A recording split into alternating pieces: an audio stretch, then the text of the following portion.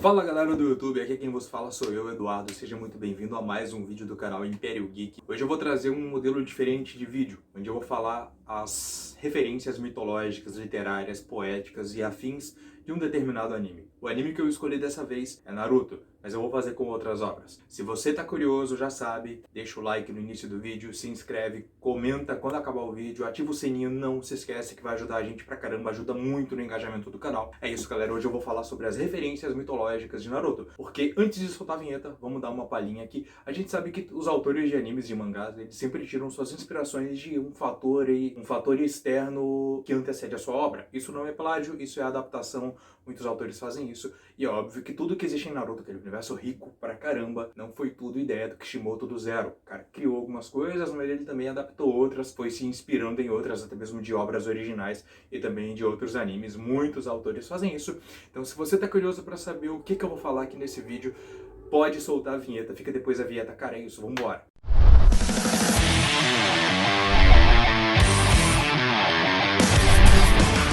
Naruto é um universo muito rico. Naruto é um anime que faz sucesso pra caramba, tanto no Oriente quanto no Ocidente, no mundo inteiro, entre pessoas de várias idades. São quase 20 anos de história, eu acho que já deram 20 anos de história, e o anime ainda faz um sucesso estrondoso. Animes mais antigos que o Naruto que continuam a fazer sucesso são só, por exemplo, Yu Yu Hakusho, Hunter x Hunter, One Piece, Dragon Ball e também Cavaleiros do Zodíaco. Mas além de fazer sucesso até hoje, eles também são mais antigos, então dá pra gente colocar aqui da era de Naruto, né, do período ali que o Naruto foi lançado, que começou a ser lançado, é um dos animes que faz mais sucesso no mundo inteiro se a gente não contar com os animes mais antigos que ele. Bom, Kishimoto teve muitas, mas muitas inspirações em novelas, em contos, em literatura oriental e literatura épica de diversos países asiáticos, incluindo religiosidade como, por exemplo, o Shintoísmo. Ele utilizou tudo isso em vários aspectos de Naruto. E outra coisa que ele utilizou nos aspectos são coisas, fatos, lembranças de sua vida pessoal. Eu vou deixar esse tema um pouquinho mais pro final do vídeo. Primeiro eu vou falar sobre as referências religiosas, referências literárias que ele utilizou neste anime maravilhoso, que a gente aqui do Império Geek gosta muito. Primeira referência foi Son Goku. Você deve estar se perguntando se ele inspirou isso apenas em Dragon Ball, mas também, porém, e antes de Dragon Ball. Son Goku é um personagem que vem de uma mitologia chinesa, uma novela épica chinesa. Eu não sei falar o nome em chinês, mas traduzindo se chama Jornada ao Oeste. Esse conto conta a história de Sun Wukong, que é o nome original desse personagem. Ele é, em chinês ele se chama Sun Wukong e Son Goku é traduzido para o japonês. No conto, nesse romance, nós temos a narrativa de Sun Wukong acompanhando o monge Xuanzang até a Índia atrás dos sutras, escrituras sagradas do budismo. Eles vão recuperar os sutras sagrados do budismo e levar de volta ao Japão. Nessa peregrinação, os dois são parceiros de viagem e essa história ela é tão popular que ela inspirou muitas obras, sabe? Muitos animes têm aspectos dessa obra. Love Hina, por exemplo, tem um episódio que faz uma paródia com esse conto, né?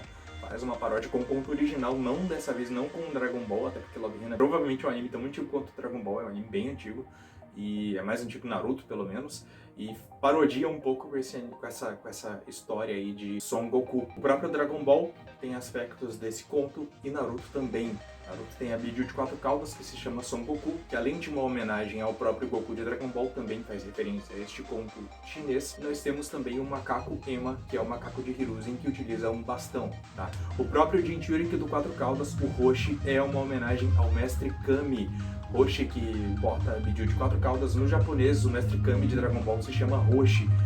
Aliás, último detalhe sobre esse conto do Son Goku, do Sun Wukong, é que a história de Son Goku, a história de Sun Wukong, o super macaco chinês, remonta até mesmo antes deste romance. Remonta ao deus macaco Hanuman da Índia, do épico hindu, perdão.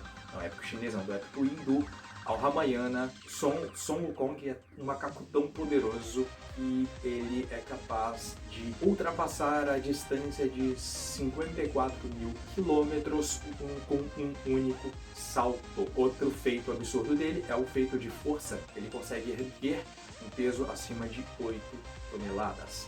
Tu acha que isso é pouco?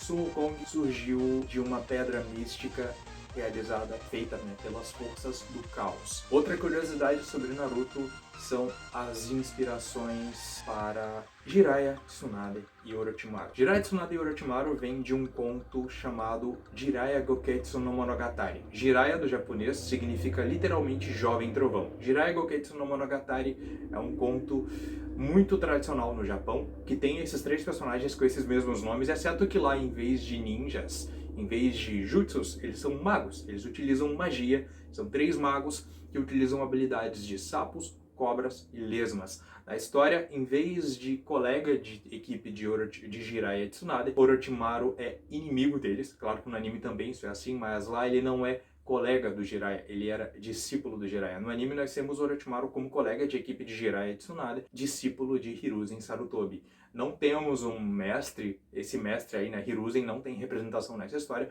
Hiruzen é um personagem original do anime, porém, uma curiosidade legal sobre o Hiruzen é que Hiruzen significa salto, aliás, Sarutobi significa salto do macaco, tem a ver com as habilidades deles de luta, mas voltando ao trio dos Sanins lendários, na história, Orochimaru era discípulo de Jiraiya, ele traiu a confiança de Jiraiya, traiu Jiraiya se tornando um homem mau, e no fim de tudo, Jiraiya e sua esposa Tsunade enfrentam Orochimaru e o derrotam. Na história, o Jiraiya utiliza suas magias para se transformar num sapo gigantesco, mesma coisa a Tsunade e o Orochimaru com suas magias respectivamente ali de lesmas e cobras. Outra curiosidade legal são as inspirações para os poderes do Sharingan. Nós temos ali as habilidades de Izanami, Izanagi, Tsukiyomi, Amaterasu, Susanoo e muitas outras aí. Eles são todos deuses da mitologia japonesa. Izanagi e Izanami são deuses irmãos. Izanagi é o irmão, Izanami é a irmã de Izanagi. Eles são os deuses da criação que, a partir de uma lança com joias, eles criaram muitas ilhas no Japão. Toda vez que pingava a água da lança, eles criavam uma ilha. Eles também deram origens a muitos outros deuses. Falando em deuses irmãos, nós temos Tsukiyomi e Susanoo. Tsukiyomi, deus da lua, Susanoo, deus da... Eu esqueci do que o Susanoo é deus, caramba, meu Deus do céu. Mas Susanoo, ele é um deus que na mitologia ele enfrenta Yamata no Orochi, que é um demônio de 7 cabeças. É um dragão demônio de 7 cabeças. E na história, a Tsukiyomi é a deusa da lua e Amaterasu é a deusa do sol. Aliás, Tsukiyomi é a deusa da lua, é a divindade da lua. E Amaterasu é a divindade do sol, né? Outra curiosidade legal é que nós temos um deus chamado Inari, o deus das raposas, que no anime se chama Inari também, um personagem que é amigo de Naruto. Naruto, que é o Jinchuriki da Kyuubi, raposa de 9 caudas.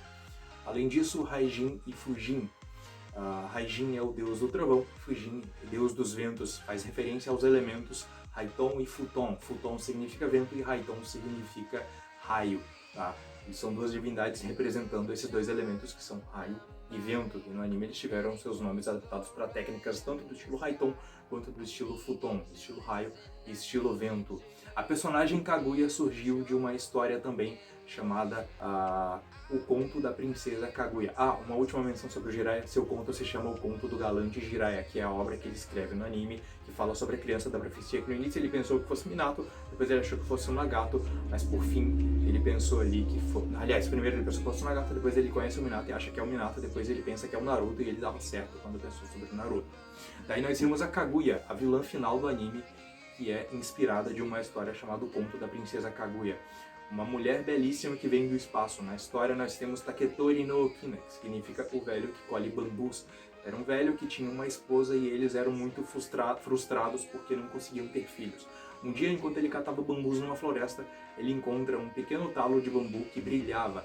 E lá dentro ele encontra uma menina muito bela, do tamanho de um polegar. Ela cresce e fica mais bela ainda e assume o tamanho comum de uma forma humana. A partir deste momento, todo dia que ele vai catar bambu, sempre que ele encontra um talo de bambu que brilhava, ele encontra uma pepita de ouro lá dentro. A Kaguya cresce e se torna muito bela e 5 príncipes a procuram atrás de sua beleza, pedindo sua mão em casamento. Ela recusa o pedido de todos eles e lança desafios para que, se eles cumprissem os desafios, ela se casaria com o que vencesse, né? O que vencesse o desafio proposto por ela. Porém, eram desafios impossíveis para um ser humano, todos eles falham, alguns se ferem gravemente, outros chegam até a morrer, e outros, os que não morrem ou não se ferem, ou mesmo que acabem feridos, eles acabam desistindo dos desafios. Ela foi tão bela que mesmo tendo dispensado todos os príncipes, sua beleza ecoou pelos 4 cantos do mundo e o imperador do Japão, chamado Mikado, procurou por ela e ela também recusou o seu pedido de casamento. Ela não propôs nenhum desafio a ele, mas ainda assim recusou o pedido de casamento do próprio imperador. Um dia uma comitiva celestial chega até a Terra, busca ela, leva ela de volta para o planeta dela. Antes disso acontecer, os pais dela haviam observado que ela olhava a Lua com muito pesar, com muita tristeza, e toda vez que ela observava a Lua, ela chorava. Neste conto tem 2 versões. Uma versão diz que ela foi expulsa dali do planeta temporariamente. Na história ela diz que ela é de Tsukunomiyako, que é a capital da Lua. Tá? Numa versão dos contos diz que ela foi expulsa como punição. Ela foi exilada por um crime que ela cometeu. A outra versão diz que ela foi mandada para a Terra para ficar em proteção durante uma guerra celestial que ocorria lá na Lua. Ou seja, nós temos essas 2 versões. Eu acredito mais na versão... Pelo menos eu acreditaria mais na versão que diz que ela foi exilada, porque é a versão que a gente tem adaptada em Naruto.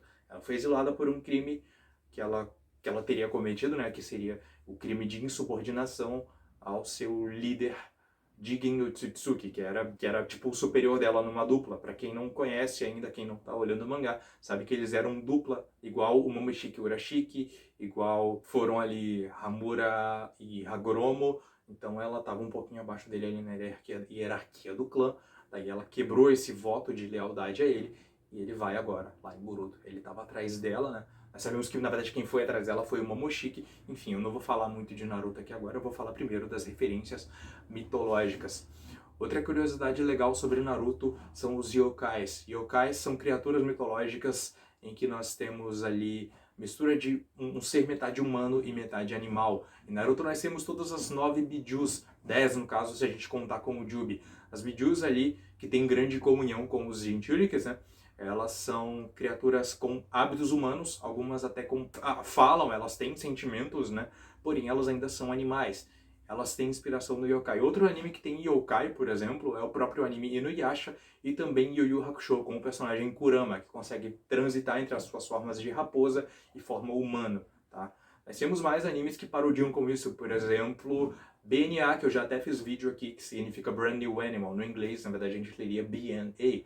Eu até fiz um vídeo sobre esse anime que é muito bom, se você quiser vai lá assistir. Última curiosidade sobre Masashi Kishimoto dessa vez. O restaurante de ramen que ele come, que o Naruto come lá no anime, existe. É um restaurante que ele comia na época da universidade. Ele homenageou esse restaurante chamado Chiraku Ramen, ele homenageou lá no Naruto, fazendo que é o restaurante preferido do personagem. Tá? Naruto é o nome de um alimento, se chama Narutomaki, uma comida. Existe uma cidade também chamada Naruto. É uma cidade relativamente grande lá no Japão. Eu não sei exatamente quantos habitantes tem a cidade, e nós temos também um alimento chamado Mema, que lá no anime o Naruto não gosta desse alimento. O Mema é o Naruto da Terra Paralela do Genjutsu do Obito no filme Road to Ninja. Outra curiosidade é que Kakashi e Sakumo, os dois, o pai e filho, né? Kakashi significa espantalho, e Sakumo tem a ver com Sakumotsu, que significa produto agrícola. E essa relação entre os dois aí, o Kakashi é um cara quietão, bem tranquilo, que usa uma máscara. Tem até uma cena em Naruto que eles colocam um espantalho inspirado no Kakashi. Essa paródia com o nome do Kakashi aí, que significa espantalho. E o nome do Sakumo, que vem de produto agrícola. São pai e filho, né? Será que o Kakashi é um produto do Sakumo, digamos assim? Surgiu do pai dele, né, cara? Então é isso, gente. Esse é um vídeo de curiosidades sobre Naruto. Muito obrigado a quem ficou me assistindo até agora. Valeu, falou. Já sabe, deixa o like, se inscreve, comenta, ativa o sininho para não perder nada. É isso e até o próximo vídeo. Logo, logo eu vou trazer novidades sobre BNA, que acabou de sair dublado na Netflix. Eu vou falar mais sobre isso no próximo vídeo. E até logo.